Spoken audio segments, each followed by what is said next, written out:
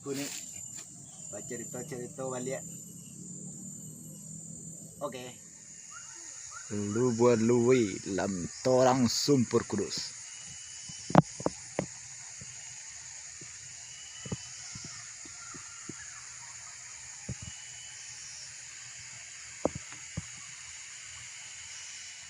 Ya kali ko kita bahas balik di studio Umpun Kuning. Baca cerita balik.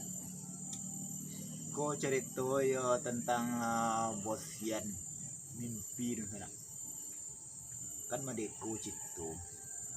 Kan madeko lo cito Nah, ko judul papantun ke cik dulu. Papantun kita dulu. Es tebak kacang padi, walau botak bini nak jadi. Ayo lainnya dak negara botak kan. Ini nak tilo. Bernama bosian paiman mancing ke sungai Gangga di India kan bosian pai ke India. India tu banyak sungai godang-godang di sana.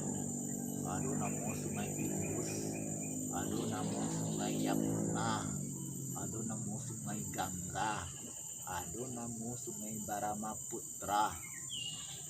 Jadi mimpi lambu pai memancing ke sungai Gangga tu jalan kawan di India. Memancing lambu di sungai Gangga di tepi batang kayu berduduk kan. Ye lalamu menceng dapi lah ikan seberang pau sana. Gadang ikannya. Gadang-gadang pau. Laharu dapi ikan lagak sabun seberang pau kan. Pulang lambu kan untuk memasak ikan tu di sana. Lambu masak ikan ambo tiba di rumah, ambo bada ikan tu kan. Ambo bada paru ikan tu. Basu dia ambo sabi celurit dalam paru ikan tu. Hayo lainnya. Basu sabi dalam paru ikan kan tidak ada. Hai itulah mimpi ambo. Mimpi dapet celurit dalam paru ikan. Hayo lainnya. Mimpi dapet sabi dalam paru lawu. Hayo lainnya.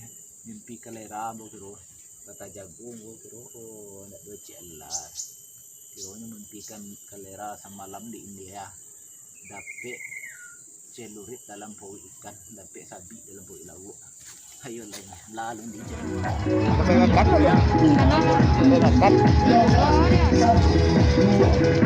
jawatan